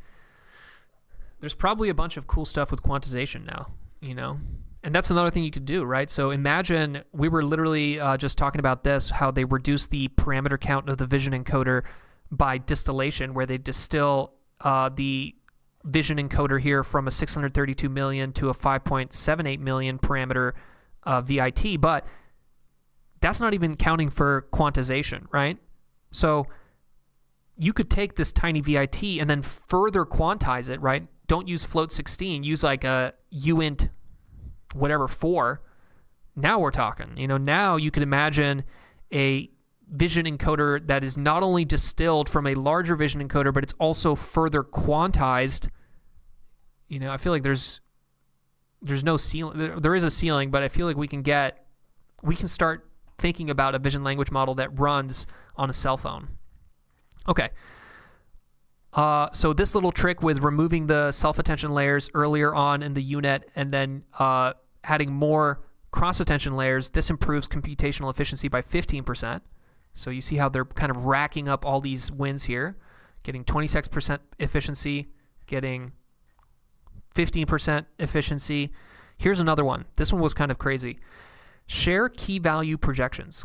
Within an attention layer, both the key and the value are projected from the same input x, denoted as k equals x times wk. So these are the weights for the keys and the weights for the values. So attention transformer visualization. The illustrated transform. No, that's not the one I want. I want this one. No, that's not the one I want. 3D transformer visualization. I've showed this one before, but I think we're going to need it to explain this little part here. 3D transformer visualization. Is it this one? No. I should have pulled this up before, guys. I'm unprepared. 3D transformer visualization, GPT Tiny. This one. This is the one I want. Okay. So this is a transformer. Here you go. So you have your K, V, and Q, your queries, your keys, and your values. So you see here, this is a multi-head attention. So the multi-head attention has 3 heads here in this example. There's 3 different heads, 3 different sets of K, Q, and V. But one of the tricks that they're doing in this Google paper is they're saying adopting a parameter sharing scheme, specifically setting WK equals WV for self-attention layers, does not adversely affect the model performance. So that's pretty badass. I didn't even realize you could do that, right? What they're basically saying is that you see this matrix here, let's actually go into the self-attention, and it's going to go into one of the heads. So here's the multiple heads, and then it's going to say, okay, here's head 1, head 2, head 3. There you go. Okay, so what they're basically saying in this paper is they're saying you can actually use the same K and W. So you see this KW weights here, and or WK and then WV. These two matrices, you can actually use the same one. You can use the same WK. You can use the WK as the WV is basically what they're saying. And if you do that, you get a 5% reduction in parameter count. So that's another little optimization you can do there, is that, hey, ultimately you're just using the dot product between the Q and the K to then select what part of the V you want. Well, you can kind of just use the K weights as the V weights, and you don't get that much performance drop, and that allows you to get rid of basically 1/2 of whatever you're doing there, which is a 5% in the total reduction in parameter count. I didn't even know you could do that, so that was pretty cool. A little tidbit there. Another little trick. This paper's full of little tricks, and I kind of want to take all these little tricks and then come up with some new model architecture that has all these tricks, and then fine-tune it on this mobile agent data, and then get a vision language model that works locally on a cell phone. That's kind of really where I'm going with all of this. But one little trick here, replace GELU with Swish. So the GELU is the gated linear unit, adopts the GELU activation function, a choice that unfortunately introduces numerical stability issues when employed in float 16 or int8 inference. So here they're basically saying you can replace, I got a picture for it, but this here. So here's GELU on the left. You see this GELU is kind of like a ReLU, except it has this little bit right there, this little like dip. But that little extra dip is a little bit more annoying to compute, right? Because the ReLU is quite simple. It's completely flat and then completely flat. So that's very easy to compute. But this GELU a little bit more annoying, right? You have this x over 1 plus e to the negative 1.7, and there's like some precision associated with this, makes it annoying. So they're saying, hey, instead of GELU, use this one, which is what they call the Swish, and it's a little bit different. You know, you get a little bit more negative. You see how this one kind of caps out at -2. This one goes a little bit further. So it's not quite the same, but you don't have this number here, so it's easier, and you get it's easier to compute. GELU activation incurs slower computation, relying on specific hardwares. Therefore, we propose substituting GELU with Swish. They don't give you an exact percentage of how much faster it is, but makes it faster. And then here's another crazier one. So this share key value projections was crazy. I didn't realize that you could do that. And then here's another one that I didn't realize you could do. You can replace the softmax in an attention mechanism with a ReLU. Like what? Here, read this paragraph. This is some crazy shit right here. Given key, query, and value, right, which is the three weight matrices here, right? The three weight matrices, you have your Q, your key, your K, and your V, right? And you're going to have to basically compute the softmax. Normally what you do is you basically dot product the keys and the queries, and then you feed that into the softmax, and then you use that to then get how much of the values you want to pass to the next layer, where the value of this is the softmax. So normally you're using the softmax. However, the softmax is this shit right here, right? You're doing the e to the x, and then you're dividing over the sum over all from j equals I to n of e to the x. So you have two exponentiations, right? The exponentiations is this e to the x, and you also have this summation across the sequence length, the summation from j equals 1 to n. So that's computationally expensive, right? So ReLU, way simpler, right? ReLU versus softmax, right? Look at the shape of these bad boys. Look at this. Wow, this is a dog shit. I should have just opened image in new tab. Open image in new tab. Right? ReLU is just a single max, and it's just two flat lines. Versus this is, I guess, sigmoid, but the softmax is similar. It's kind of like this S curve, but it has the e to the x there as well. But if you get rid of that, you can just use the ReLU. Conversely, pointwise activations like ReLU present a quicker alternative that does not rely on these does not require these exponentiations and summations. Consequently, we propose employing ReLU in our attention computation. An intriguing finding is that there is no need to train a ReLU attention model from scratch. So you can basically take an already existing attention model that has softmaxes and then fine-tune it, change it to ReLUs, fine-tune it on a little bit more data, and it still works. Visual ablation results for this modification are provided in the appendix. Interestingly, we even observe an improvement in FID compared to the ReLU attention model. I'm like, damn, dude, I didn't know anybody's doing this, right? I've never even heard of that. I've never heard of people using shared key value weights, and I've also never heard of people using this ReLU instead of the softmax. But why aren't people doing that? I feel like people should just do that. Maybe it doesn't work. Maybe it's the case that this only works within the UNet, or specifically the UVIT of a diffusion model for generating images. Maybe if you try to do this with a language model, it just kind of doesn't work at all. But this could be pretty big, because even if you're not doing it in a cell phone, right, softmax is still annoying for your computer to calculate. And if you could just replace that with ReLU, that would be pretty badass.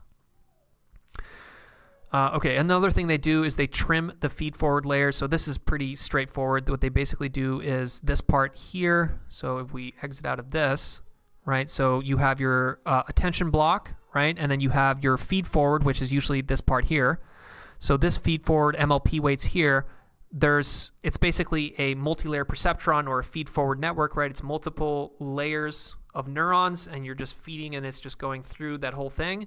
So they basically figured out that, hey, actually, you don't need 8 or however many, 8 layers of these. You only need 6. So they just reduced that a little bit. I think they actually reduced the dimensionality. So it's like it's the width of it, not even necessarily the depth of it. But and then they have some optimizations here for the convnets, such as using separable convolutions, but convnets are kind of dead IMO, so it doesn't necessarily matter. Nobody's using convnets anyways. But I thought those two were pretty cool. I thought this shared key value projections and then this softmax and ReLU substitution, that was some crazy fucking shit right there. So I think these are all the puzzle pieces are there. I don't have a lot else to show you guys, but I feel like, to me, that's kind of what I see. I see benchmarks for mobile agents, right? But the versions of the mobile agents that we're seeing right now, actually, you know what? Let me sip on this coffee and then I'll summarize, because I'm basically about to summarize this anyways.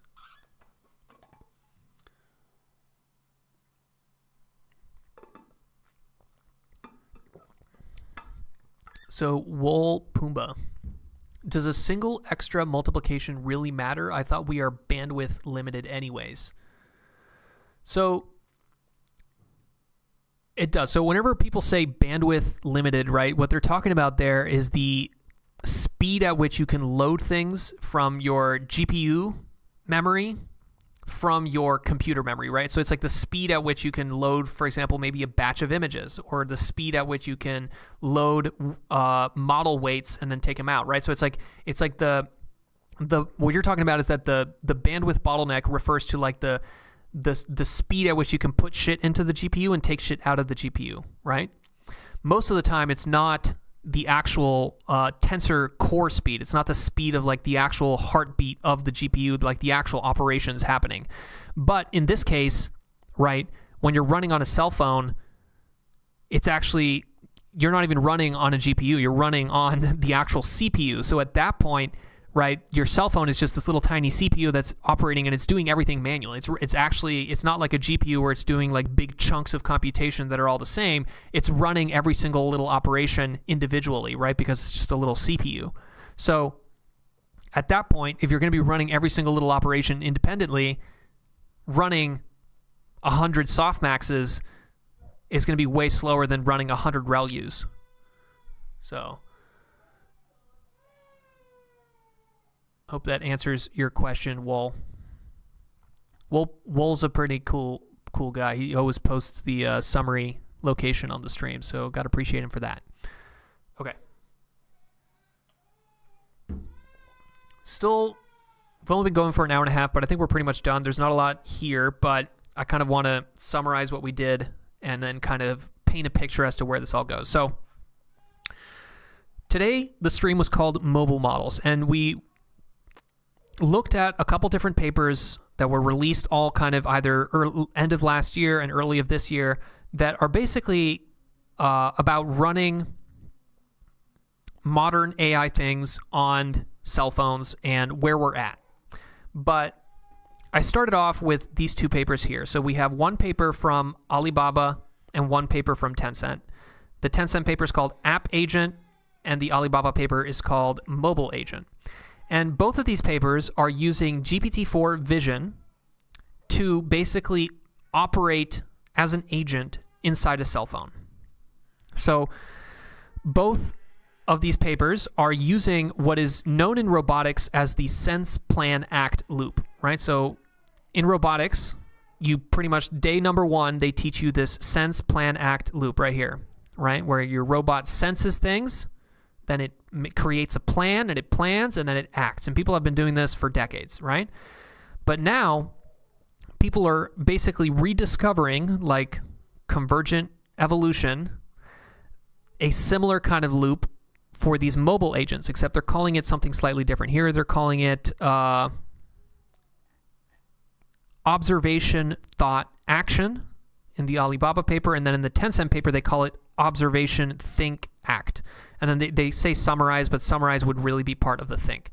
So basically, we have the same agent loop that was used in robotics for a very long time is now being used for these mobile agents and pretty much any agent, right?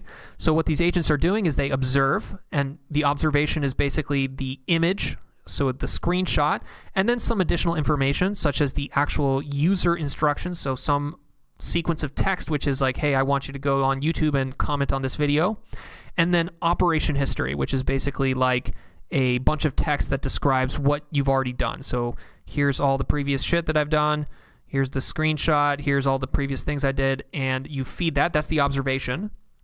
Now, the thinking or the planning, this is where language models and this kind of latest generation of AI really shines, is because they can do this internal kind of chain of thought, right? Where they can basically, from that observation, they can then think, well, what should I do? Okay, here's what I should do. Okay, if that's what I should do, what are different things I can think about after that, right? So like they can perform several steps of inference internally to themselves or plan internally in language space, right?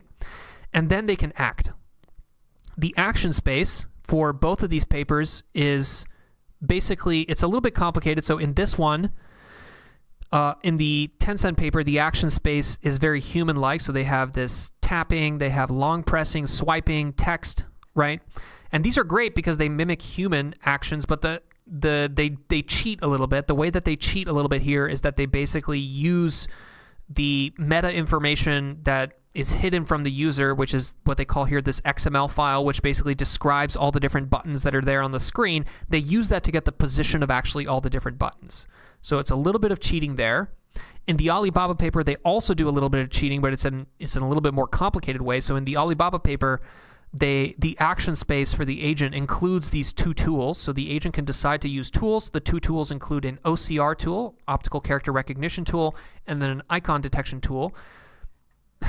The OCR tool will basically tell you what text there is on the screen and the center coordinates of that text, and then the icon localization tool will use Dino and Clip to basically find the icon that is the most similar to whatever text the agent wants. So the agent says, okay, I want to know the location of the white heart icon.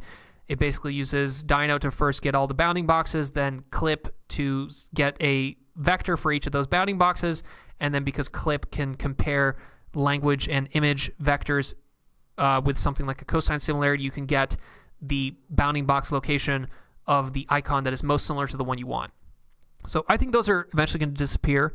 I think this OCR tool, this icon detection tool, which is the solution from the Alibaba, and then this XML kind of cheating that they do in the Tencent paper, those are eventually going to disappear. I think if you wait a generation or two to GPT-5 vision, GPT-6 vision, I think eventually they'll be able to basically zero shot with the exact position, right? Maybe some normalized position of like click on the like button and it'll kind of know, oh, the like button is 60% X, 80% Y, and then you can just click on it. So I don't think we're going to need those hacks. in the future, but they use them now just so they can actually run this. What else? So both of these papers introduce benchmarks. The benchmarks aren't particularly strong, but it also lets you know that this isn't a difficult problem. So in both of these papers, the benchmarks consist of doing a bunch of things on, for example, Alibaba, Chrome, Gmail, Google Maps, Notes, Settings, TikTok. So it's like commenting on things, opening things, copy pasting things. They even have multi-app things. But these benchmarks, they're already beating the shit out of these benchmarks. They're already getting extremely high scores on these benchmarks, and this is just the earliest versions of these mobile agents. So it's only going to get stronger from here. And if we're already beating all the benchmarks, then that means we're almost there, right? So the performance is pretty much already there. Now, to me, the only two things that these papers didn't do, which I think are the next steps, is we need to start running these things locally, right? Both of these papers, they basically use GPT-4 Vision via an API, right? And for many reasons, I think that that's not really the future. I don't think you want to be beholden to an API provider. I don't think you want to necessarily be sending screenshots every 1 second to some API and then receiving the answers back. That's going to be very expensive. It's also going to have these kind of privacy issues where now OpenAI sees your cell phone screen constantly, right? You don't want that. So you want to be able to run these things locally. So the second part of the stream, we kind of spent a bunch of time looking at a couple different papers that are about basically making very small models that can run on your cell phone. So we looked at 3 different things. We looked at a diffusion model that can run on a cell phone called Mobile Diffusion from Google. We looked at a segmentation model called MobileSam v2 from a couple different Korean companies here. I don't know what Noda Inc. is. This is probably a Korean academic institution. And then we also looked at this one here, Mobile VOEs, which basically scales down a vision encoder to run on a cell phone. But I think these paint a pretty good picture. So in the segmentation MobileSam, they basically they show that the most expensive part of a segmentation model is the vision encoder, right? This vision encoder. And you can actually distill this vision encoder to something that is 100 times smaller, right? So they show you that here in the original Segment Anything, you're using a vision encoder that has 611 million parameters, takes around 452 milliseconds of inference. Compare that to a distilled 5 million parameter encoder that only takes 8 milliseconds of inference, which is a huge difference, right? Because if you're going to be running an agent on a cell phone and it has to basically look at every single screenshot, if it only takes 100 times, if it's 100 times faster to visually encode the information in that screenshot, you're going to be able to run that agent a lot faster. The agent's going to be able to run in a lot smaller amount of parameters, which means that you're probably going to be able to run this locally. This paper here, we didn't really quite dive into it, but basically they show that you could use Mixture of Experts to reduce the total amount of active parameters.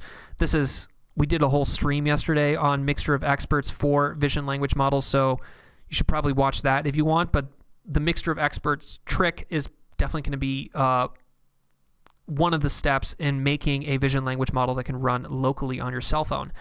And then the last paper that we looked at was about running a diffusion model on a cell phone. And this one was pretty cool because they came with a bunch of different tricks of what you can do to reduce the computational runtime and the memory of a diffusion model, which isn't quite a vision language model, but I think there's some kind of analogous things here, right? So one thing that they came up with is that the width matters more than the depth. So I wonder if you could do a similar kind of thing with this, right? I wonder if you take this MobileSam that you're distilling from the original SAM, you could probably reduce the channel dimensions in this vision encoder here that is being used for the MobileSam, this tiny VIT here, and make it even smaller.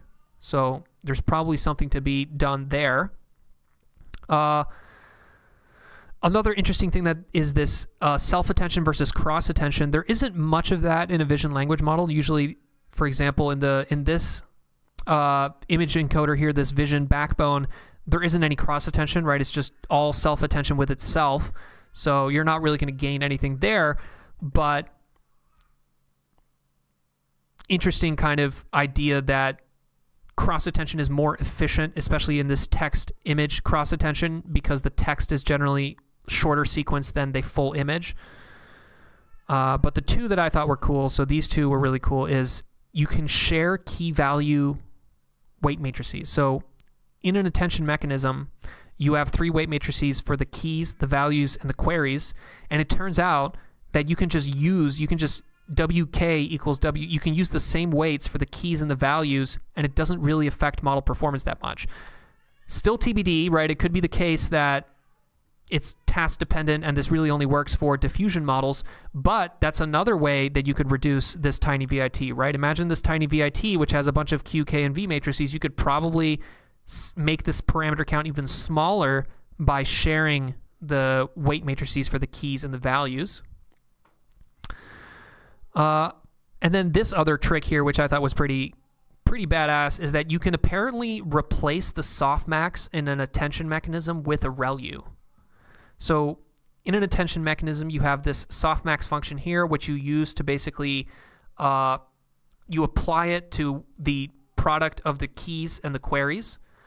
And then that softmax, then you can use it, right? And it bounds everything between 0 and 1 so that you can then multiply it by these values. And then that's what you pass into the MLPs and the feed forward part of the attention mechanism. But you can actually, instead of using a softmax, just use a ReLU. And you can't use it, you don't even need to train it from scratch. You can actually train your attention or your transformer block normally, and then with a softmax, swap it out with a ReLU, fine-tune it for an extra 10,000 iterations, and then it should work the same. Again, I don't know if this is task-specific. It could be the case that this doesn't work for everything, but that could be another trick that you use to even further this. It won't reduce the parameter count. You'll still have the same number of parameters, but it should make the inference of this tiny VIT on a cell phone even faster.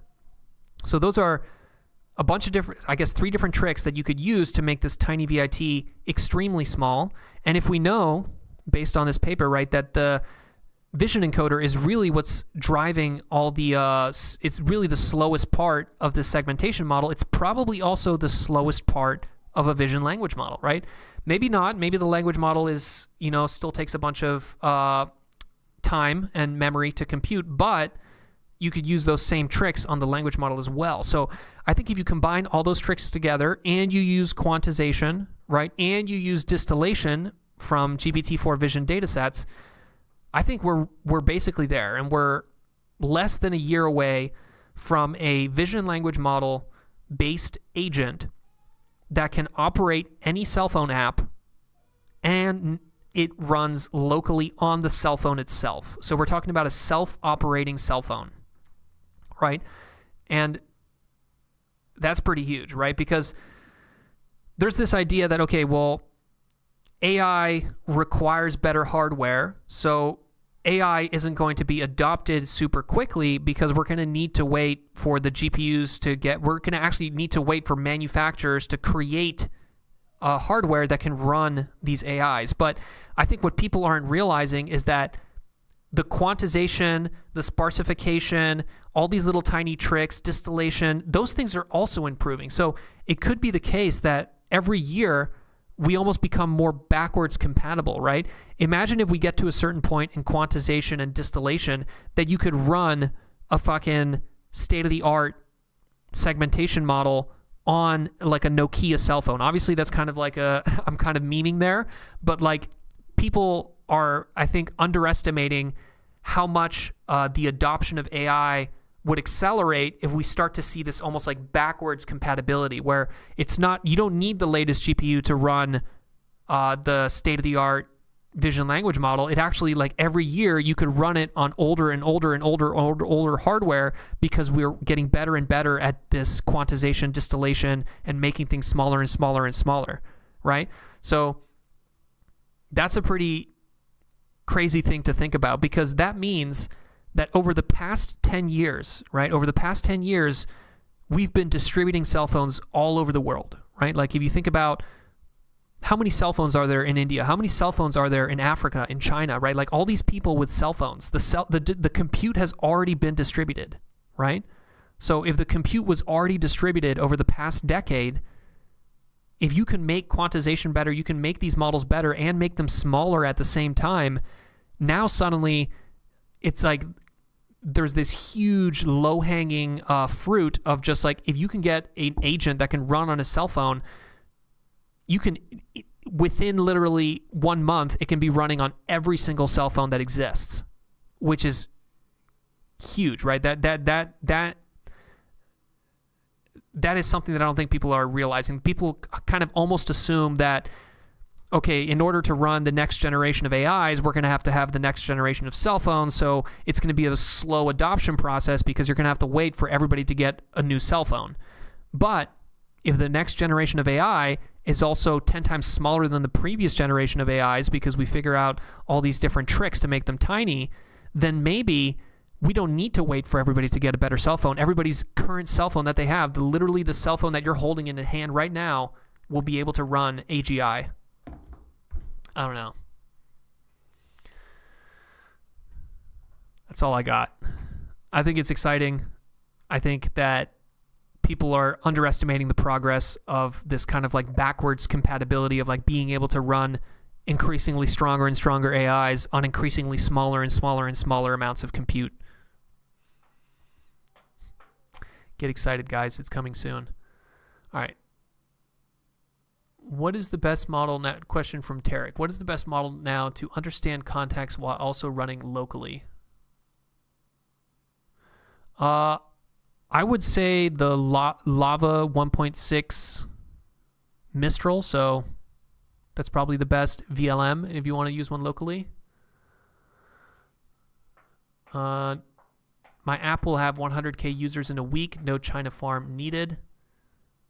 Yeah, but then once you have these cell phone agents, right, like I think the metrics will change, right? Like it won't matter if you have 100K users 10 years from now because it's like it'll be so easy to get 100K users because you can just have AI users. So it's going to get very confusing when you have a social media platform where there's almost more bots than there are humans, because then it's like, what does it even mean to have a lot of followers or a lot of likes or a lot of retweets, right? It's like if everyone is bots, then the value of a single like or a tweet or a follower is almost meaningless, right? So people are going to have to figure out a different way to kind of stand out from the crowd than just like raw number of clicks, because you can just have these farms with 100 people or 100 cell phones just sitting there just clicking on things. Qualcomm versus MediaTek is the real AI hardware battle, potentially. How can you get it to give you the bounding box of something? Also, you can't run that locally. Yeah, you are correct, Tarek, that in this paper here, the Alibaba paper, they use this OCR and this icon detection tool, which are basically Clip and Dino, but those aren't running locally. Those are running via API. So yeah, that's why this particular trick that they use in order to actually get it to click on things, like, sure. I don't think you're gonna use that in the future. I think that's just kind of like a one-off over-engineered trick for this paper.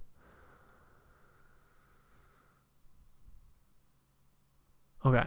I think that's all the questions, but hope you guys found that interesting. I'm definitely hyped after this, and maybe it's time to dig out that old cell phone from that drawer that you've never used it before, because you might be able to run artificial superintelligence on it in 2 years. All right, guys. Hope that was interesting. Hope you guys had a good time. Hope you have a good weekend.